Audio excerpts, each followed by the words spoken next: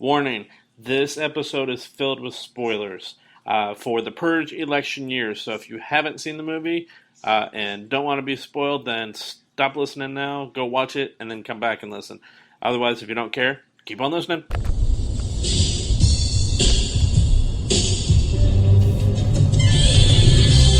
Welcome to the Showdown Podcast.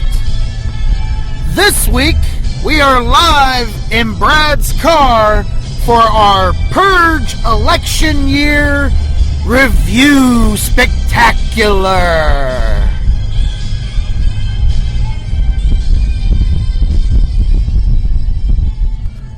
Wow, that's some build-up. That is. We are live in the car on the drive home from the Purge Election Year, the third movie in the series, and we just left AMC in, is this Castleton?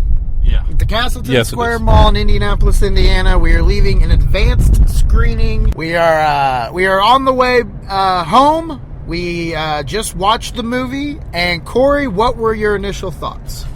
My initial thoughts going into it, Well, hold on. Let's start with this. What did you think of the first two?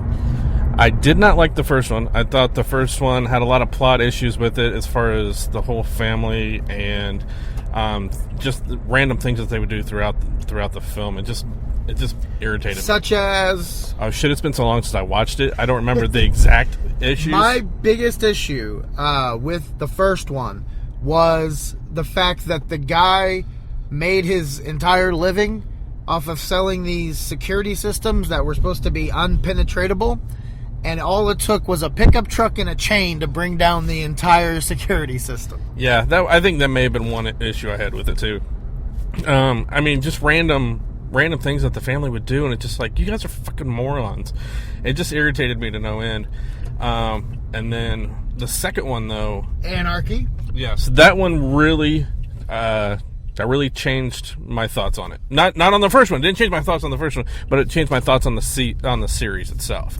It took a turn for the better. I agree. I thought the second one was what the first one should have been. Right.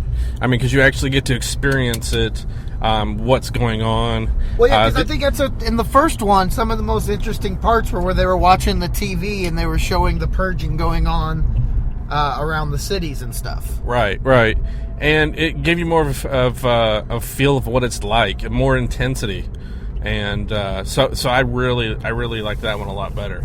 And we had some recurring characters. By the way, I did too. I absolutely thought the second one was way better than the first. And this one, we had some recurring characters come back.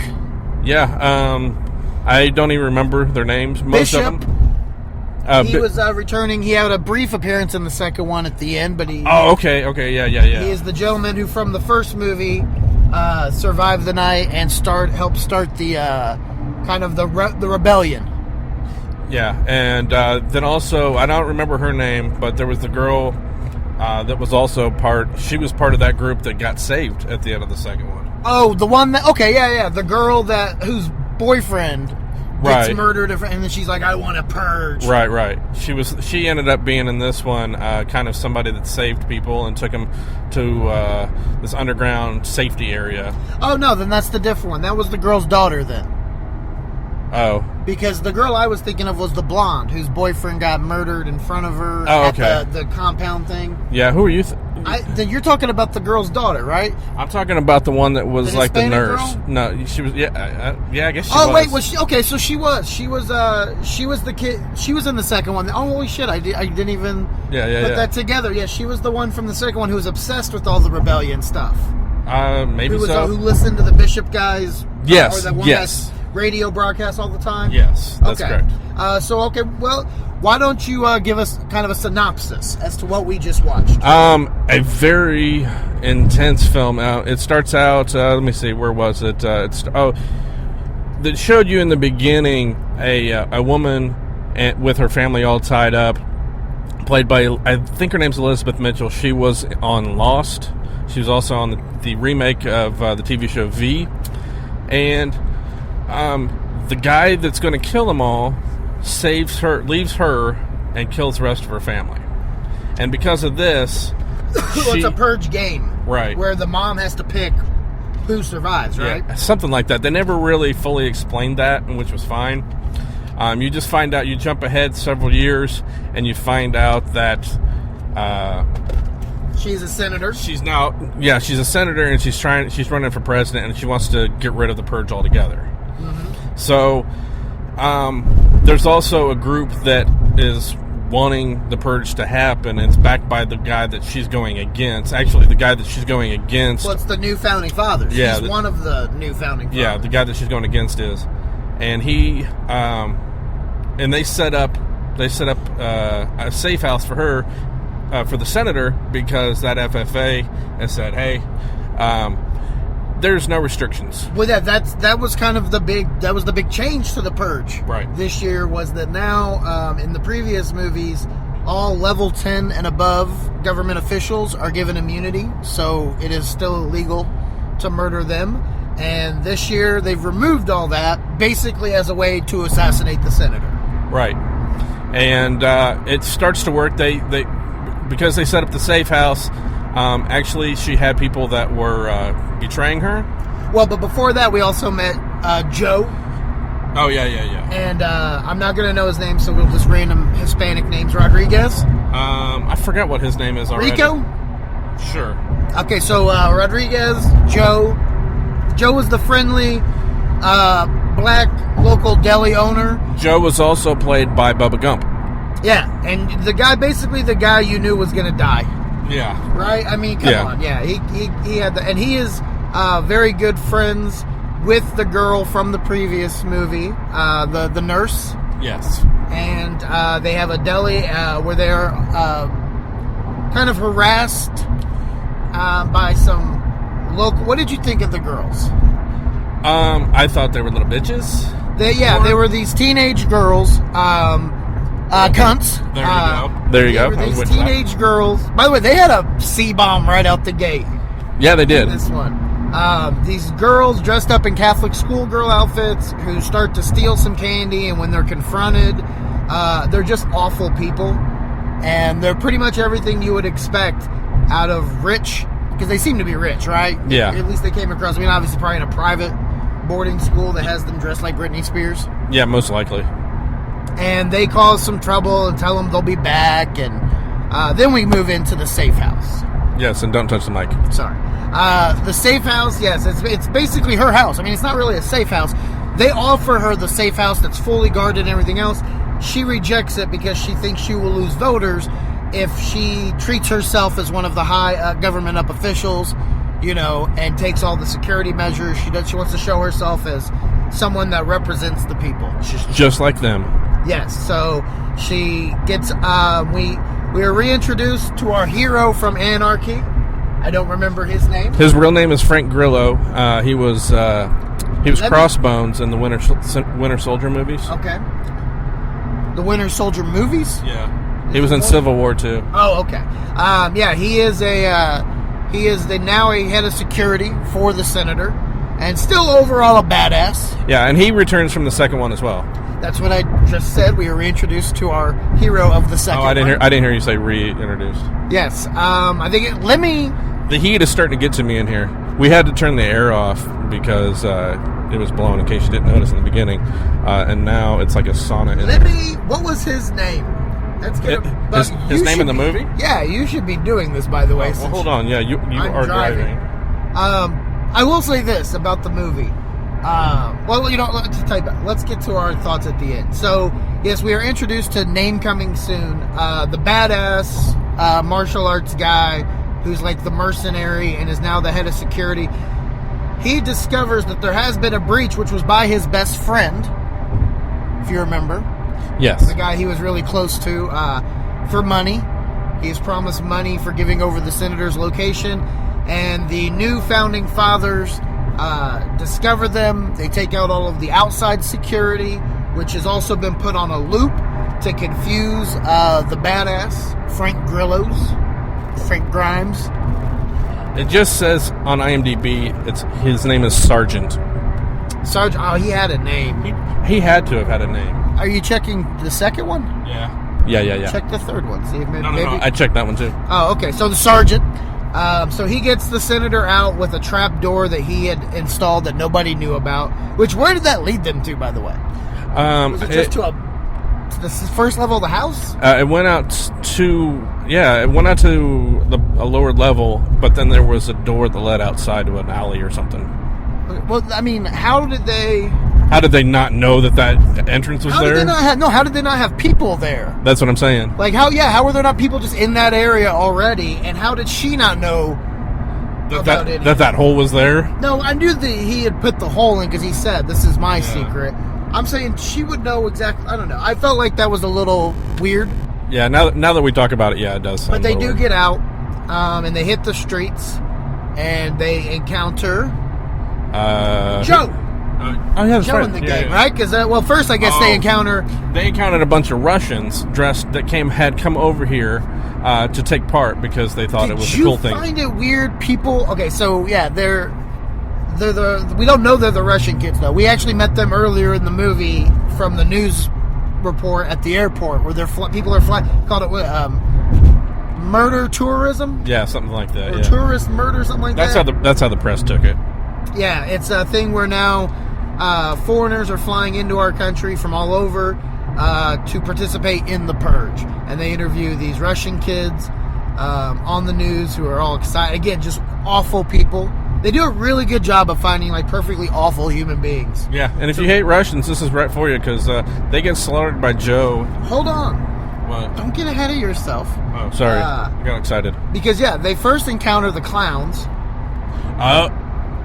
Yeah, that's right, yeah. Mm-hmm. That was before they met Joe, though, too. Yes, it's actually right before. Because they encounter the clowns, they take them out.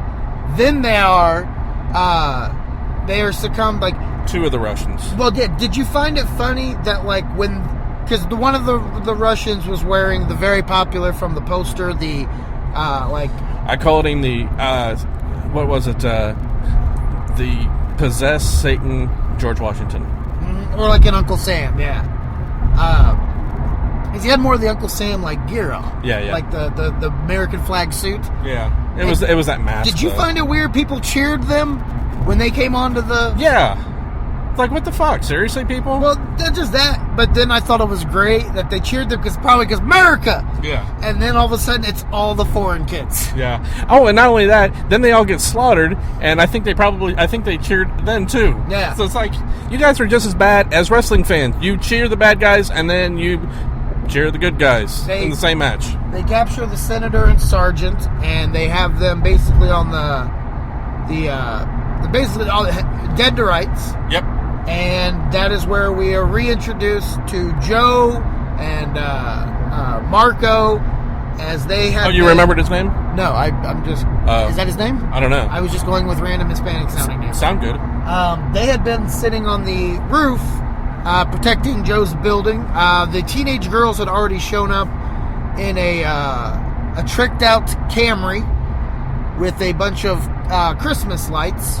That was kind of cool. All over the car. Yeah, it did look really cool. And they had shot at them, and then the girls had gone and retreated. So Joe and Marco come down, save the senator and the sergeant, and they move on, and they go throughout the night. His name is Soria. Who? Marco. They had a different name for him. I know. We'll just keep going with what we're doing. Okay. So they take off, and the movie felt like more than an hour and a half. It did. Because where'd they get to next? Then they go inside the store. They go inside the store. But the girls come back. Yeah, and... the cunts arrive with now new cunts, an extra car of cunts, and they have these giant saws that they are, trying to saw off the door. Meanwhile, Joe calls the girl in the infirmary van. Mm-hmm. The nurse. Call her the nurse. Yeah. He calls the nurse, who we also had learned earlier used to be a Purge badass. Right. She used to go around and I'm guessing saving people. So Joe calls the nurse, and who he had learned is a badass, and she arrives with the trauma van, and runs over the cunts. Two of them, and then gets out and shoots the rest. Yeah, that was pretty badass. It was really badass. More cheering from the live audience, and then they all realized that the founding fathers had found them inside the deli, and they were coming after them. Right? No. They decided they had to leave because there's other people just trying to break in. Yeah. So yeah, they leave. They all go on the run, and what happens next? She knows where to take him because she's going to take him back to that hidden. Safe house. The hidden trauma. Yeah, like the hidden hospital. Right. It's like an underground hospital that is generally treated as a safe zone, and so they go there where they also we are reintroduced again to Bishop, our hero from the first movie, and leader of the rebellion. And they promise to take care of him, but the new founding fathers are showing up to attack Bishop. Right. Well, Bishop and some of his other people had gone. They found out when they were in that bunker that Bishop and some of the other people were going to assassinate the FFA people because they knew where they were at, and they knew a hidden underground tunnel to get in that nobody knew about. So they had head out, and when Frank Grillo found out, he was like, "We're going." And this time, Joe... He had been... By the way, we probably completely missed both of these, but he had been shot early on in the safe house rush and had been shot by a tracing bullet, which is how the new founding fathers were able to follow them around so much. Yeah. Oh, we did forget about how they pulled over to the side because the helicopter had found them when they were driving to the base. That's when we figured out that... Well, not when we figured out, but that's... That's when he figured out that he had a tracer in him. And pulled it out. Yeah, he took it out. Triage, yeah. And a group of Crips. A group of Crips show up. They listened to the Crip whistle. Yeah, so they took care of the bullet and then killed two of the guys that were after him. The government officials. Yeah, the people paid by the government. So fast forward. Which we left out that they were Nazis. Yes. Which did you notice that the main guy, his tattoo was backwards? Yeah. That's one thing I always look at, not because I'm a Nazi, but I've seen so many movies, I've seen it the right way, and then when you see it flipped, it's like, wait a minute. Maybe it's the new Nazis. Oh, I don't know. I guess could be. But anyhow. So fast forward back to where we were at. They arrive at the triage hospital where you meet Bishop and all that. And they find out about the tunnel and the assassination attempt. Yes. So he takes off. Joe, like I said, had already left with the nurse and Marco, and they were going to go back to the deli because he still wanted to save his deli.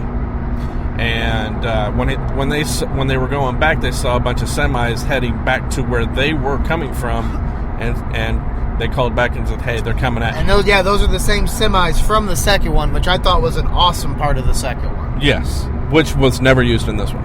No. And they arrive at the triage center, and they had already escaped, right? Yeah, they had already escaped. We don't know what happened at the triage center after that. Yeah. Once they left, we don't know what happened. So they end up catching up. Let's see. Oh, they found out. They met up with Joe because Joe and company had come back and they got picked up.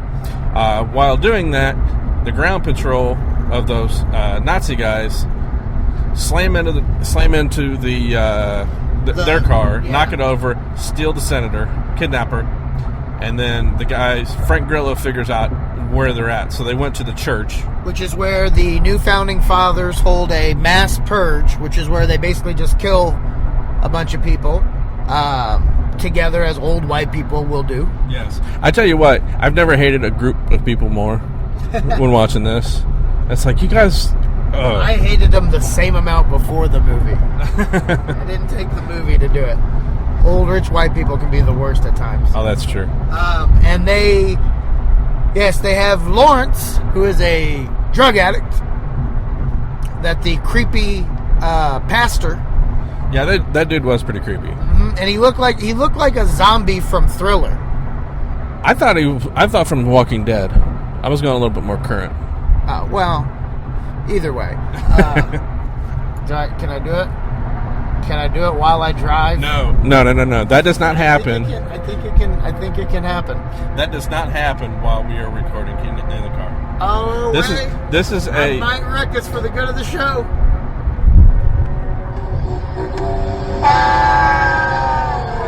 Oh yeah, just keep it on standby. I don't know why I put up with you.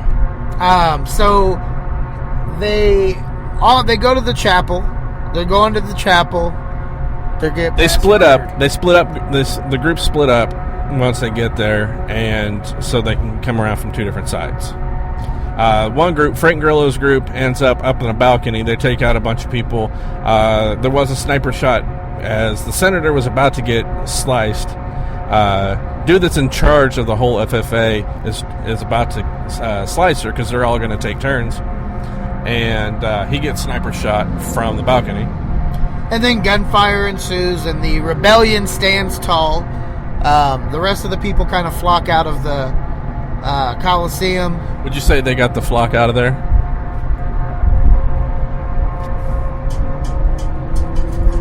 You don't have it set. It's playing Notorious B.I.G. now, so I think it's more for you. I wasn't expecting to have to go back to it that quickly. I had to slide that in there. So that's what she said. So,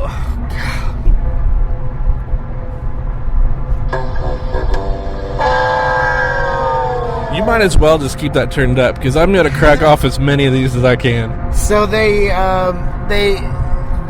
rescue the senator, and Bishop's group tells them that they have basically it's a presidential candidate who is very pro-purge, who is the guy that was orchestrating the whole mass purge thing at the church. Well, he was second in command. He was the Darth Vader. It was basically Trump. Like, they could have called this movie The Purge Trump Supporters. Because is that not what those old white people in the church reminded you of a little bit? Very much so. Yeah, make America purge again. So,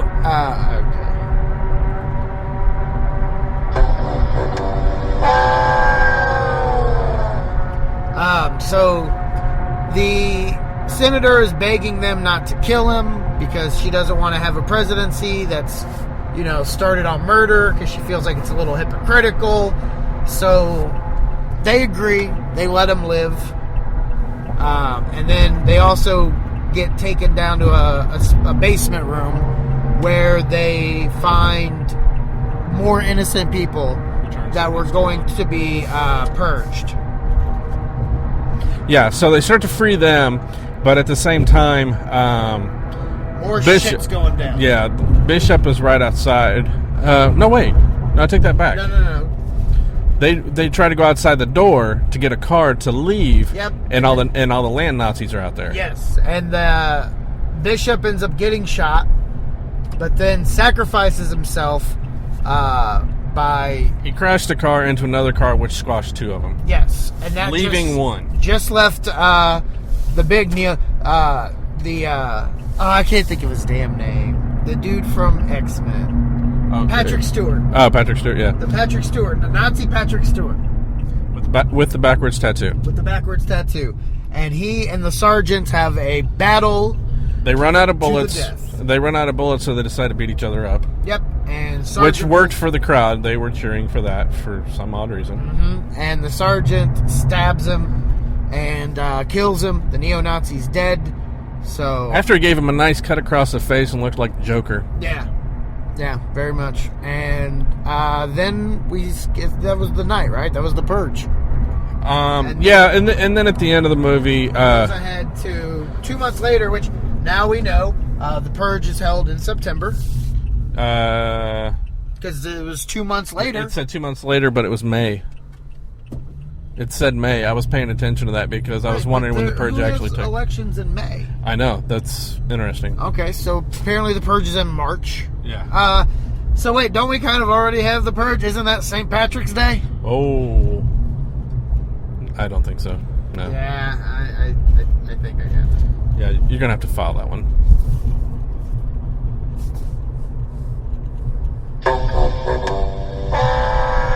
It's fair. That's fair. So we show up at the election, and the senator.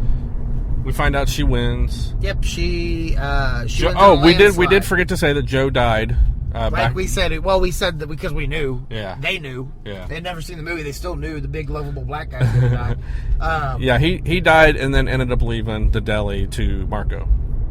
Yes. Who we see repairing everything and repainting it and everything else, and then off on the TV screen we hear reports that now that the senator is president, her first action is to start an executive order to end the purge, and now there are violent protests by the people that wanted the purge to begin with. So the pro-purge people are now violently protesting, possibly assaulting the non-purge people. Most likely. And that is, I mean, wouldn't it be safe to say you assume that the next purge is going to be, people just purging outside of the purge or something?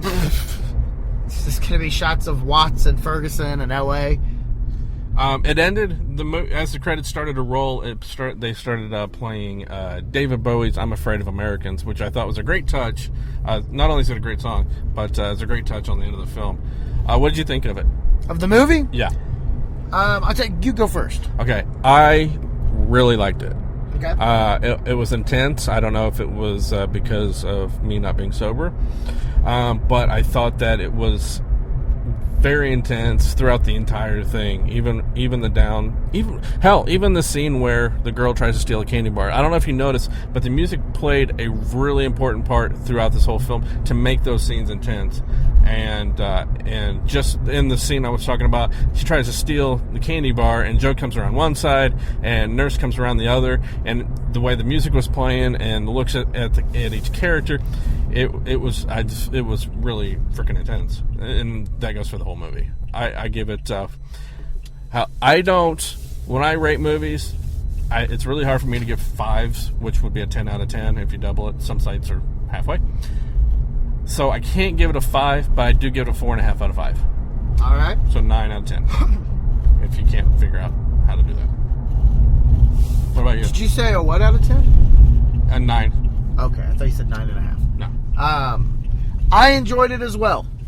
I liked it a lot, but I will say it did make me want to purge everyone in that audience. Oh, do tell. Oh my God. Okay, first of all, I've said this on the showdown before. One of my biggest pet peeves in life is when people clap at a movie that nobody from the movie is there. Because who the fuck are you clapping for? Like, seriously. There was no one from that movie that was there. It was 3 people who probably worked for AMC who were filling out questionnaires afterwards. But there was no legit... none of the stars came out to Castleton. And just I can't stand the unison clapping at certain scenes, especially with this one where, like, at least sports movies, stuff, it kind of makes some sense. They hit a last second shot, right? Something like that. This was a movie about murder, and they clapped at the weirdest places. They really did. So the movie, I give it. I'm not as stingent on my 5 out of 5. I still give it a 4 out of 5, and I give the audience a 0 out of 5. What about the person behind us that was talking and you had to tell him to shut up? Oh my! It didn't matter, and I just got to a point where I was like, all right, well. See, I didn't notice it. I was able to zone it out. I have like ADD or something, because I notice every time I'm in a movie theater where people talk, I notice it, and it honestly wouldn't have bothered me as much if it just would have been a little bit here and there during louder scenes. But I hate when people talk when there's like a quiet scene, and it's because I'm trying to figure out the fuck's going on in the movie. Right. This is why you're gonna sit around and turn to the next person 5 minutes later and be like, "What's going on? What happened?" And then they're going to go, "Oh, I'm not sure." Yeah. So those people almost ruined it. But all in all, good movie. All right. Well, you heard it here. We did like this, and I guess we didn't say at the beginning that there's spoilers. Well, you can add in your little thing, or make a new one, because I'm sure you probably fucked it up. No, actually, yeah, I can figure something out. But all right. Well, that is our special mini episode, Car Ride. Again, we apologize if there is a little bit of sound that's not perfect, because we are calling from his car. Or not calling, we're recording from the car. So it's a first for us. Thank you for listening to the Showdown Podcast presents the Purge Election Year Review Spectacular.